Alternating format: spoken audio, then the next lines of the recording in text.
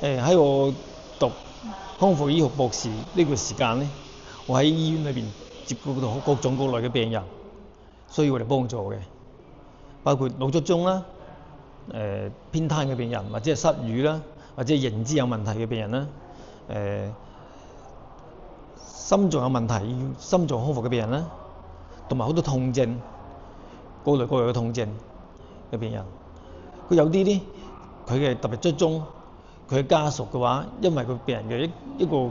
病人嘅出現嘅話咧，成個家庭嘅改變，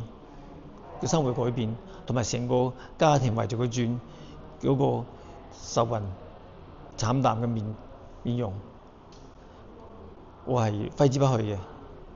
咁所以我本身慢慢形成咗個康復醫學，如果要我做嘅話咧，我就有一個我嘅理念同願景，就係讓苦難從呢度結束。咁我嘅嗰個初衷呢，做間診所因為我以前做過企業，生活上仲有少少依託。不過我本身都係顧己及人，康復對自己有需要，對於屋企人有需要，對於有需要嘅患者亦都係一個需要。所以我希望我能夠幫到自己，幫到別人，就係咁。